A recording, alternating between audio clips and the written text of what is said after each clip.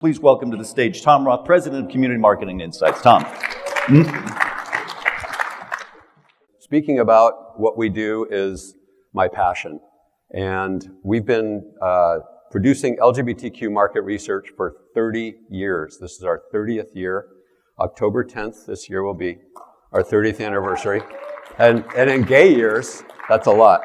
So I'm going to get right into it. I'll introduce myself and a little bit about me as we go, but we need to get going. So first of all, thank you to Thrive. Thank you to Becca for the TLC. She's just held my hand the entire way, and she's awesome. So thank you very much to Thrive. So a little bit about, yes, right? A little bit about Community Marketing and Insights. Some of you may know me, some of you may not. We are California-based, but we have clients all over the world. We are a full-service market research firm dedicated exclusively to LGBTQ. So we've been doing that for 30 years. We do everything that a research firm does, surveys, focus groups, interviews, etc., all within the LGBTQ community. And we do that through our panel, which is a database, essentially, of LGBTQ people. So enough about that. A little bit about our team, which I love. Dave Paisley, who maybe you met at a previous Thrive, has been with the company 28 of those 30 years. He's my closest friend, and I learn so much from him every day. He's awesome. And Lu Jun, she has been with us, I think, about 8-9 years. She's also on the leadership team of our research. I would quit if she quit. So that's how important she is to me. We've had the opportunity, and we're very proud of our partnerships with a wide variety of destinations through the years of getting to produce their market studies and help them better understand and connect to the LGBTQ community.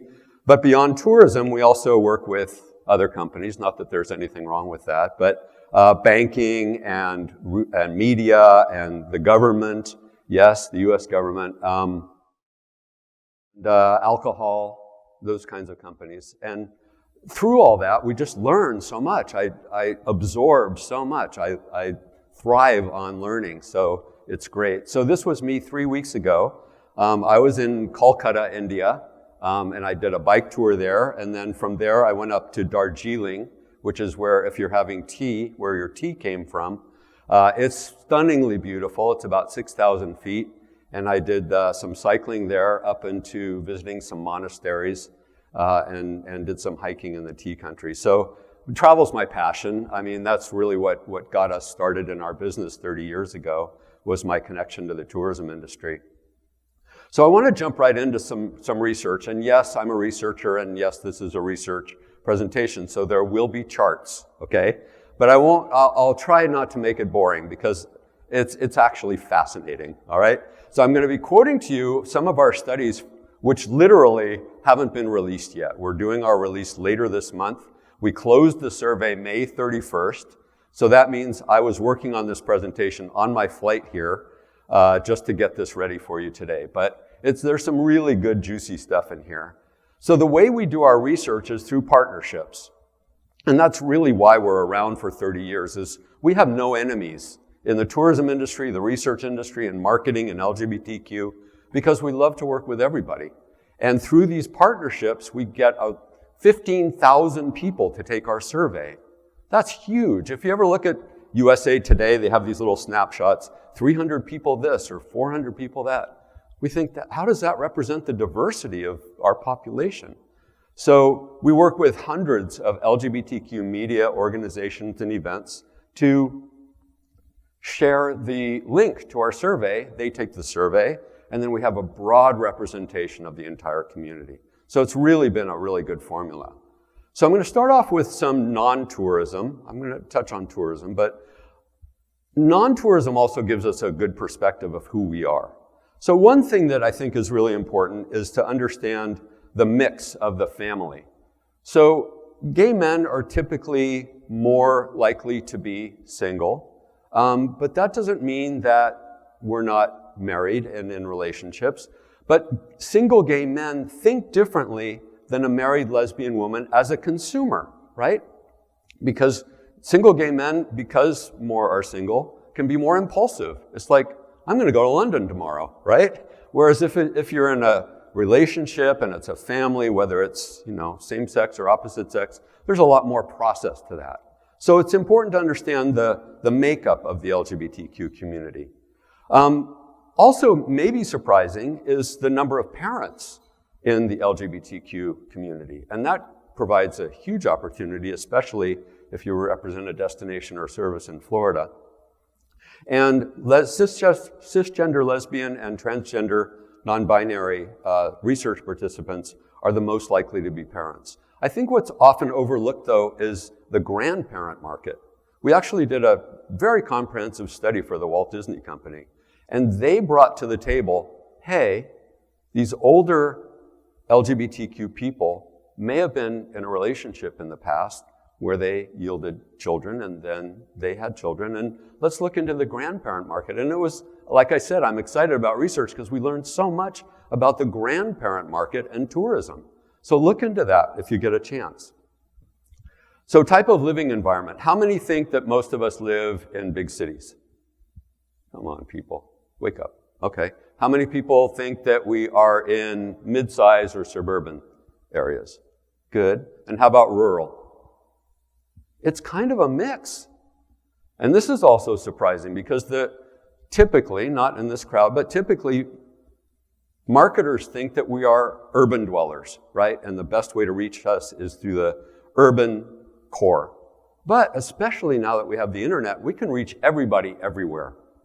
So in your marketing, consider the fact that we don't all live in big cities and that there are opportunities to draw from for the rest of the community. So yes, true, more cisgender gay men live in big cities, but 60% don't, right? So it's good to see what's not featured.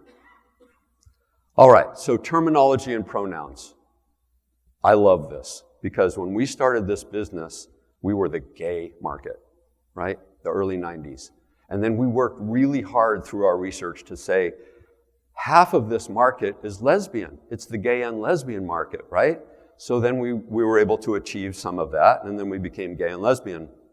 But the reality is that we are a diverse population. We are diverse because the one thing that brings us all together is we're a sexual minority, whether by sexual orientation or gender identity. We're a sexual minority, so therefore we need to represent that better. And that's been coming about. So probably 15 years ago, we were the GLBT market. Some of you may remember that. That began to evolve, and we started to call it the LGBT market, and then we started to add to that. So why is that important?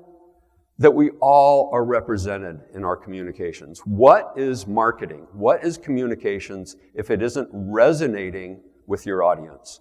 And if you address your audience using the wrong terminology, you've lost them. So it's really important to understand this. And that's why every year we produce this, because our clients want to know what's the term that we should be using for the LGBTQ market.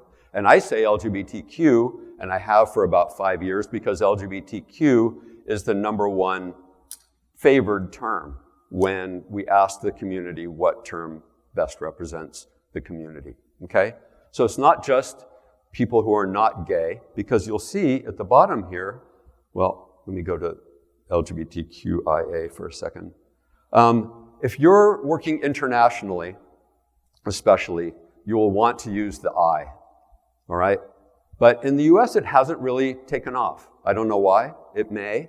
Some people are saying there's just too many letters. I don't agree with that because I think we need to be all under the same umbrella. But right now, you'll see that only 47% feel that that's the best terminology to use. I do want to touch on the term gay because, yeah, that was great in the 90s. But now look at how many people feel excluded by just saying gay. So be careful in your marketing. You don't have a gay neighborhood. You have an LGBTQ neighborhood. It's simple, right? But what a difference that can make to the rest of the community who doesn't identify as cisgender gay man. You want to be inclusive. It's the LGBTQ neighborhood, the LGBTQ bars and cafes. That's the terminology we should be using. I also want to touch on the word queer, okay? That's been growing in popularity because a lot of people will feel, especially younger people, feel that that kind of is an umbrella term that is more inclusive and not using the whole alphabet thing. But when you start to dig into the term queer, you see that the people who are unfavorable to that term may be an important part of your market, and that is cisgender gay men and older gay men. Older gay man here. I was called a queer when I was a kid. I didn't know what it meant, but I knew it was derogatory, and I felt bad about it. I was, but I wasn't sure that I wanted to be called that by my friends' parents. So the term queer is resonating with younger people, but again, depending on your audience, you need to understand that it may offend some. So I'd be careful of that. Also, looking at the transgender and non-binary community, LGBT is good because it includes transgender and it includes the bigger picture. LGBTQ is even better, and LGBTQ plus is even better among the trans and non-binary community. And it's important to be inclusive of the trans and non-binary community. Even if your audience is mostly gay men or mostly lesbians, it matters to us. And I'll talk about that a little bit more. Pronoun uses. I don't know if everybody has on their badge. I think it's fantastic that Thrive put the little banners out there, because more and more we need to address our colleagues and our friends by their preferred or the pronouns that they use. And you'll see that more among the transgender and non-binary community, there's a use of they and them and change of pronouns as needed. So I think it's fascinating. And what's great about the research is that this isn't my opinion.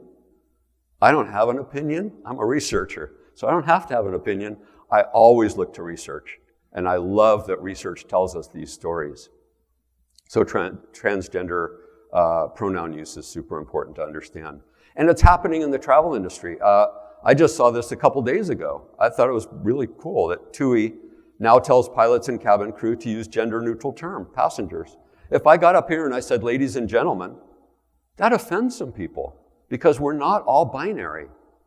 So I know some of you know this and you know this ad nauseum, but for some of you, this may be news, and I hope that it's resonating for you.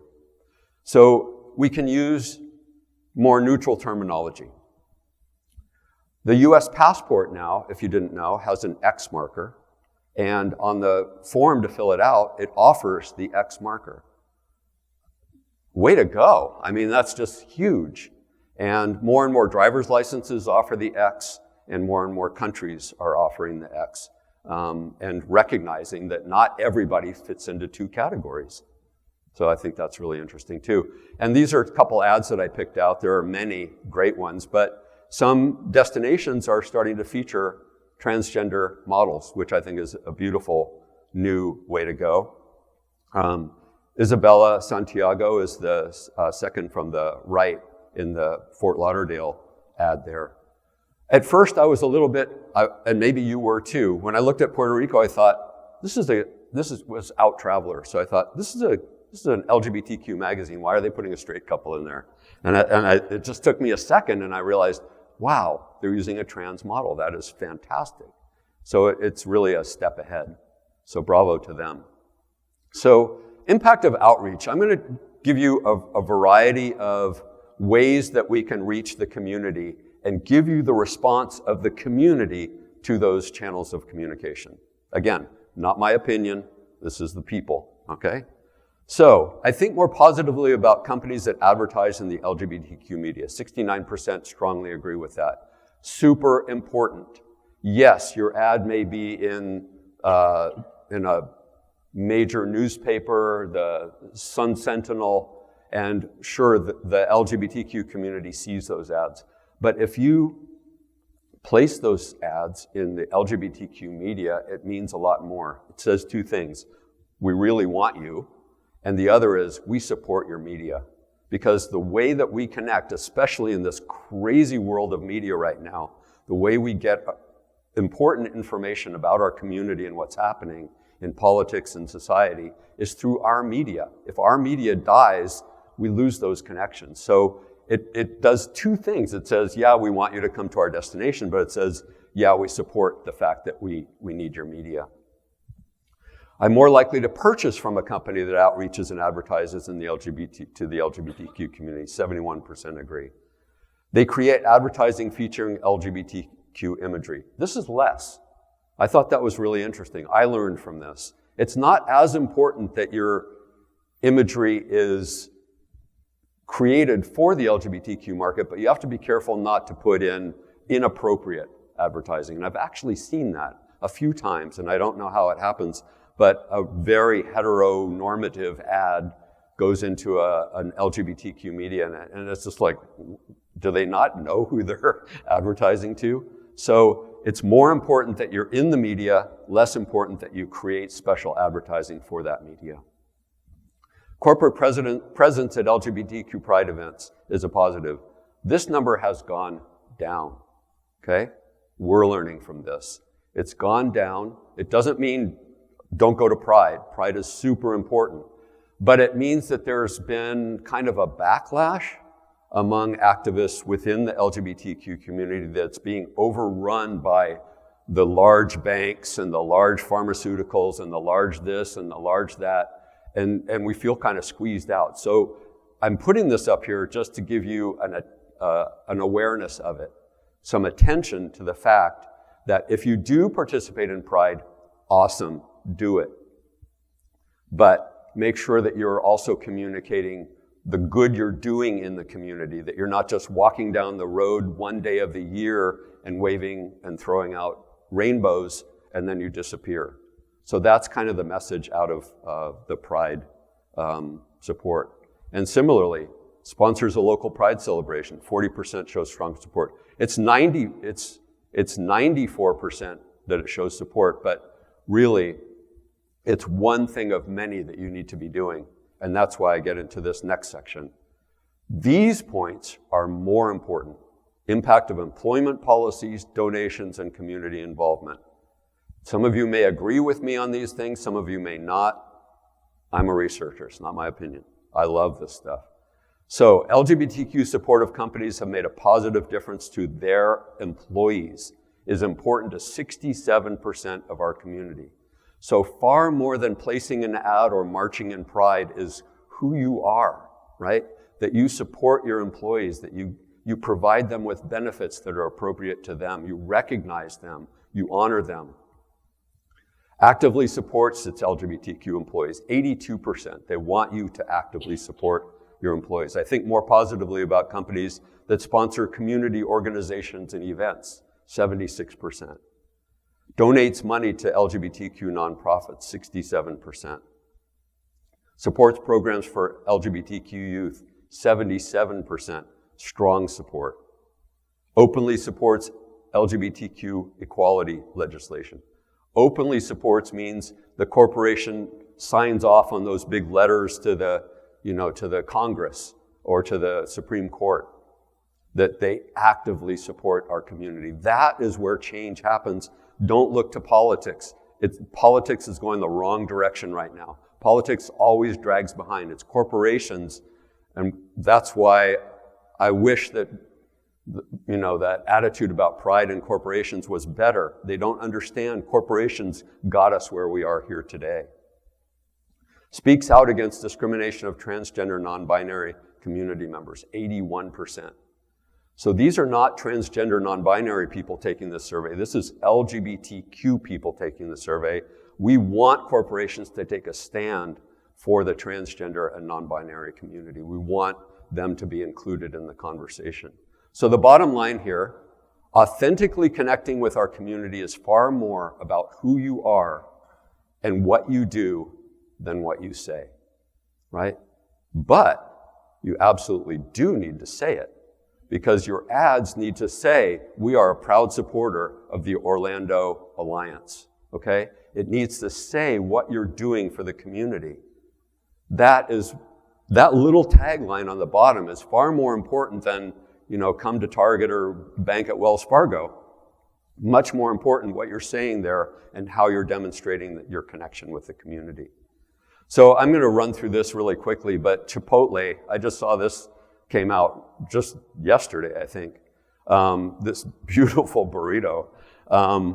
These are some of the things that they're doing. This is not tourism, but I think we have a lot to learn from not tourism. So they provide $250,000 in free Chipotle to Happy Hippies partner LGBTQIA plus centers. They are rounding up. So you go to the cashier and your burrito order is $8.23. There's an opportunity there to round up to support the Trevor Project in the US and EGAL in Canada. And they're not just doing that during Pride, they're also going to extend that into other parts of the year. They're also doing merchandise. And it's not just tacking merchandise, this was actually developed by their own ERG, the Employee Resource Group, the employees. And they donate $10 from each item sold to the community.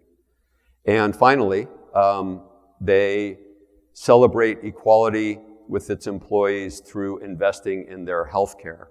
So parental leave for adoptive parents, same-sex couples, and paternity leave, as well as covered care and surgical services for transgender employees. So that's huge. These kinds of things say who we are, right? It's more than the burrito wrapper, which I think is beautiful, but it's pretty amazing. And they're really behind it all the way up to the top of the company. So they're really working to address the needs of the community from a variety of approaches. So we can learn from these things. All right, so tourism. You know that many countries now, not the US unfortunately yet, but they're saying you can visit us without a test.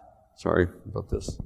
You can visit us without a test if you're vaccinated, which makes all the sense in the world. 90% of us are ready to do that. And some other research we've done, the vast majority of LGBTQ community is fully vaccinated. So this is a really good sign for the tourism industry. So in terms of travel priorities, again, this is as of days ago. I plan to take an airline flight, 50%.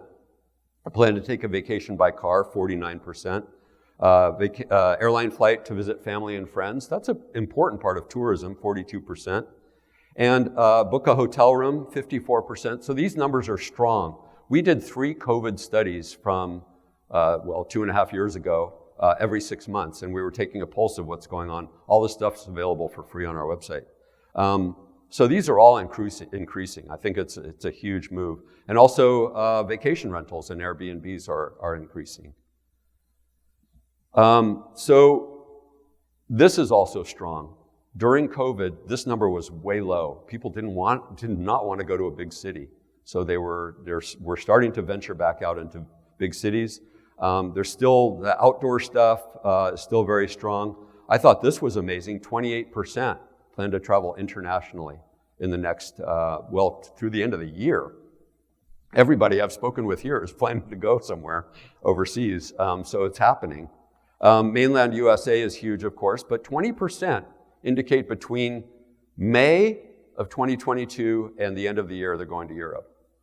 You're going to be hearing more from Thomas Bumkus about the European market, so pay attention, because that's a huge area. Safe and comfortable. Cisgender gay men feel most comfortable, I would say, getting on an airplane in the light of COVID-19.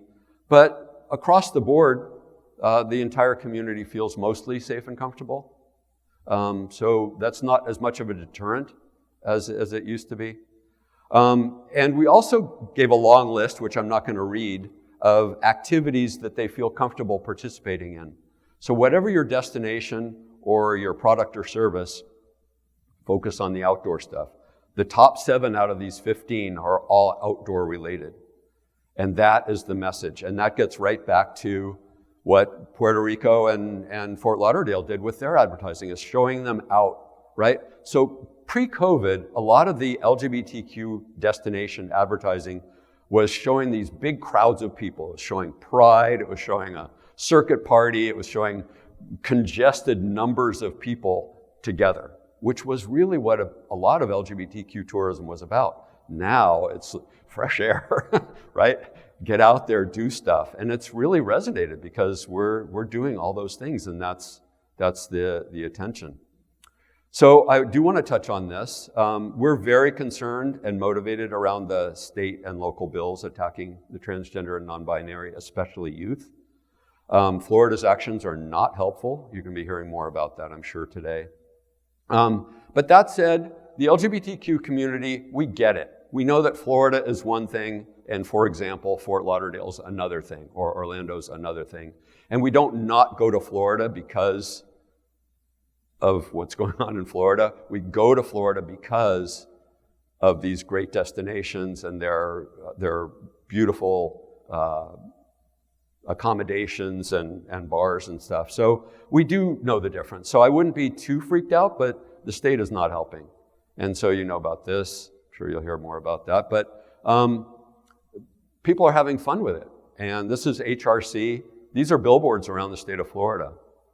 And I think it's great. It's a great message. And destinations are taking advantage of it. This is New York. And I love New York saying, come to the city where you can say whatever you want. That's great, right? That's the message of New York. And they just gay, gay, gay, gay, gay. And people say a lot of ridiculous things in New York. Don't say gay isn't one of them. So there's an opportunity there. California is devising their strategies around Florida. So, you know, you've got to be careful. And I want to finish on this topic because the intersectionality of LGBTQ is an important message. As I'm just going to touch on a couple slides here. This study was super important. We released it last year and it's available for free on our website. We partnered with 18 different organizations throughout the community and influencers, and they drove people to take the survey. One thing that I think will be very interesting for you to take away is this intersectionality. So we asked in the survey, this is African American LGBTQ across gender and generation. I connect more with the Black community, 27%. I connect more with the LGBTQ community, 22%. I connect equally with the Black community and the LGBTQ community, 38%. It's a mix, right? So whenever you're running an ad for the African American community, consider that some of those readers are LGBTQ. Be inclusive. If you're running an ad in the LGBTQ media, have in mind that a good number of those are people of color, right? And be attentive to that and inclusive. Companies that support racial equality are more important than ever, 92% agree. Companies that support LGBTQ equality, 89% agree. However, how are they doing? Corporate America does a good job outreaching to the overall Black community, 6% agree. Corporate America does a good job outreaching to the overall LGBTQ community, 13% agree. And corporate America does a good job outreaching to the Black LGBTQ community, 4% agree. We are failing, and we shouldn't be. We know better. Black gay men often tell us that the only ads that they see in their media are for alcohol and pharmaceuticals. Tourism has a huge opportunity. I dug and dug for 30 minutes, and I found one. It's from Amtrak. God bless them. That's fantastic. They did this. But it's so rare. I encourage you to watch that webinar that we produced on the Black LGBTQ community survey. We have a page on our website, LGBTQ Tube. Clever, right? And so the Black LGBTQ community survey is on there, as well as about 20 other case studies, and including Miami, thank you very much, presenting and sharing their knowledge with you. So all these studies are available for free on our website. Why do we do that? Well, our day job is custom research, but we're busy with that. We really want you to go to our resources and just take down whatever you can. There's some really, really good information on there. Tourism, COVID, consumer products. You'll learn a lot, and it's free. So as I finish up, 3 key takeaways. You can't afford to be all things to all LGBTQ people. Nobody can. You really have to focus, and you focus by doing some research and finding out who your best prospects are. Walk the walk, then talk the talk. So I told you how important it is to the community that you donate, that you support, that you treat your employees with respect.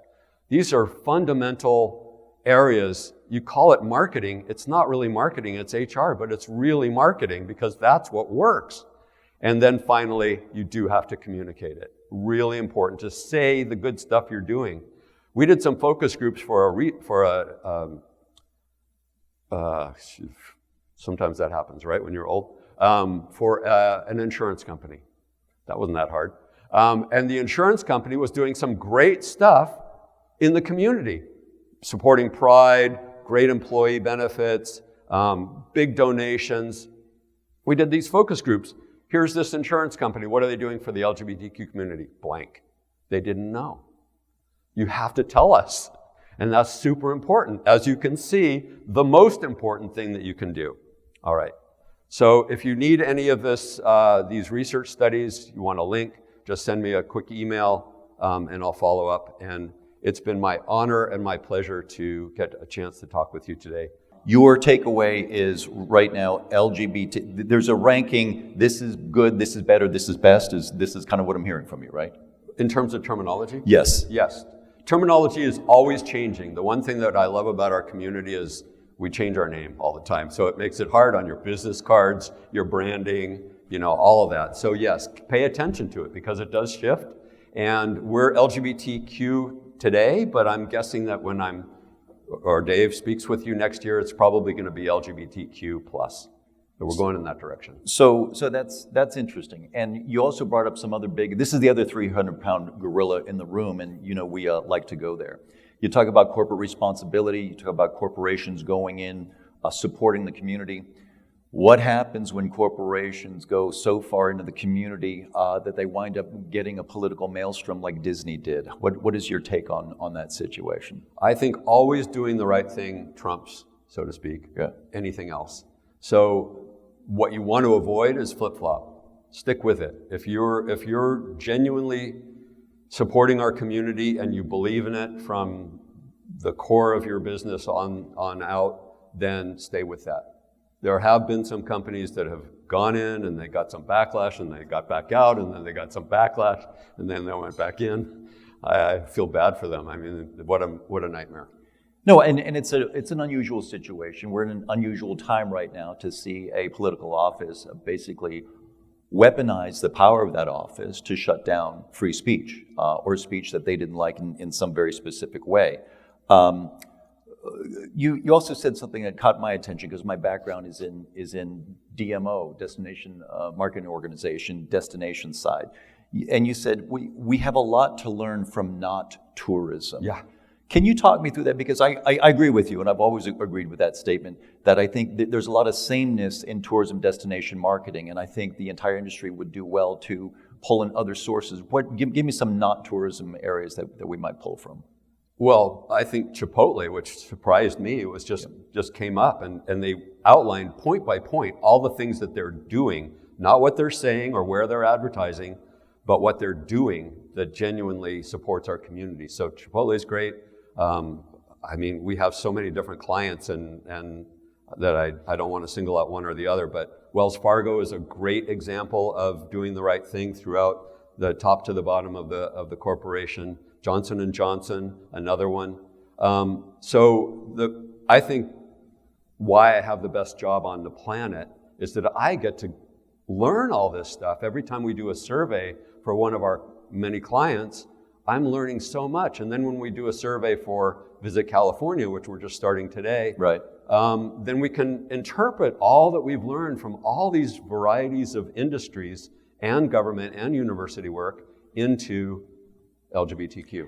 So staying with Chipotle for a minute, do you think that they did a survey and they found out that X percentage of their population are gay burrito eaters? How do they go about that? They just think they're doing good to do well, or do you think they're really specifically going after a segment of their customers, or are they broadcasting, doing well to the universe? They're doing well to the universe. Okay. And I think that they're also, like a lot of corporations out there, making a stand. So they're not just speaking to the choir as we are. In a lot of advertising where, we sort of create a program and it's just for the gays, right? What they're saying is we're telling the whole world. And a lot of corporations are doing that. They're saying this attack on the transgender community is not right, and they're saying it publicly. They're not just saying it to the transgender community. And that, I think, speaks volumes for who they are and what they're doing versus what they're saying. Speaking of saying, I really love those slides, particularly the ones about how the community likes to refer to itself. And I saw the negativity around the word queer, which is interesting to me. And my question for you is, does that skew age-wise? Because in my experience, the word queer seems to skew toward a younger segment of the audience. And how do we address that without losing that specific, or talk to them all at the same time? I mean, it seems difficult. Like I said, you can't afford to be all things to all people. And if you, through your own research, find that the young community, the Gen Z is your focus, call them queer. They probably would love that, and it would resonate. Do some research to be sure, but if you're doing a broad sweep across all LGBTQ, I would avoid that. And it also is context. So we can have a queer film festival. I'm 65. I know it. Queer film festival. I know what it is. I'm not offended by that, right? But if American Airlines comes out with an ad and says, we welcome queers on our airline, well, that's a totally different thing. And I don't like that, right? So it's context. Within ourselves, we can have a casual conversation, and I can call Dave a queer or whatever, when we're chatting over work. But I don't want corporate America yet, certainly, calling me queer. And there's some pretty ham-fisted examples of that in particularly larger spaces, bigger corporations, trying to get the lingo right, trying to get the language right, trying to get the audience right, and really just tripping over their own feet on it. Absolutely. And that's why we do this survey every year and just get it out there, because we want to avoid those faux pas. The other one that really stuck with me was the black gay men feel like they're only being targeted for pharmaceuticals and liquor. And boy, that's hard to say no to, because when you think of those specific ads, they're very specific companies. In that case, isn't there a little part of that's kind of a mercenary on behalf of the advertiser or of the organization going out, or you just think that's their product, that's their avenue? How do we negotiate that? Well, that's tough. I think in the bigger picture, it's just a missed opportunity. The alcohol companies were the first. Absolute Vodka is a client of ours, and we love them. They were the first advertiser in the LGBTQ press. They were the back page of the Advocate magazine back in the late 70s. So, alcohol definitely cut their way through. Tourism also has cut their way through into the LGBTQ market, being as a category first to market starting in the early 90s. And people say, oh, you started your company in the early 90s. Did you invent gay? And I always say, no, we didn't invent gay, but we were part of the story. And you said a phrase I've never heard before: sexual minority. Is that your phrase, or is that an industry phrase? No, it's not our phrase. There are different terminologies that sort of encompass our community and different acronyms. So when we do work for the CDC, the Centers for Disease Control, they're interested in MSM, right? They don't say gay men, they say MSM. They say men who have sex with men. That's really their kind of category. When we do research for the US Census, it's SOGI, sexual orientation, gender identity, right? So they don't say LGBTQ, they say sexual orientation, gender identity, or SOGI, and that's their terminology. So terminology kind of plays in differently in different industries, I could say. And on that note, and we'll leave it with this, and thank you for the extra time, is the LGBTQIA. So, and you said something that's always stuck in my mind, and I don't know the answer to it. It used to be GLBT. Right. Somehow it became LGBT. Do you have any idea of how that happened, or what? It's interesting to have observed that. So when we first started doing the surveys, we would ask gay men and lesbians which term they preferred. Gay men, their bar was like this for GLBT and like this for LGBT. Okay? We asked the lesbians the same thing. Lesbians preferred LGBT, gay men preferred LGBT. Okay? So lesbians by far preferred LGBT, and gay men preferred by far GLBT. And then just over the years, I think it's just visibility, I think research to a certain extent, us hammering over the heads of our clients that lesbians are important, it sort of became the number one letter. I think it's fascinating to observe. Rachel told me it was through the sheer power of her lesbian friends. Yes. Is that true, yes. Rachel? Thank you, Rachel, and your friends. There it is. Yeah, you're right. Actually, it does. It's the LGBT is either GL. It does. Interesting. And on that note, if I'm an organization that uses I think of IGLTA, right? That just has the G and the L in there. Should they rebrand to IGLTQTA? They've rebranded, and this is how they did it. It's IGLTA, the International LGBTQ Travel Association. Right. Same with NGLCC, the National Gay and Lesbian Business. What is it? NGLCC, Chamber of Commerce. National Gay and Lesbian Chamber of Commerce is now the NGLCC, the National LGBTQ Chamber of Commerce. So that's the way to do it. It's sort of like the KFCing of the terminology of just rebranding and rephrasing it. So they kept it. Or the opposite of AARP, which doesn't stand for anything Right, anymore. It's exactly. just referred It to as doesn't say anything AARP. It's not. It's Right. the American Association of Retired Right. People. They don't even use that. It's just AARP. They call it. They're ARP. Yeah, Yep, they're ARP. exactly. That's an interesting thing, and that's a great takeaway, I think, for everybody in this room who participate in a brand in some way. You really don't have to ditch your entire identity. You can add a kicker Interpret that it. Addresses the entire community. Yep. Wonderful. Again, every year I look forward to your presentation because you bring so much to the stage and so much to this group. Folks, give a nice hand, please. Thank you. Come up. Thank you so much, sir. My pleasure, honestly. I love this. So thank you.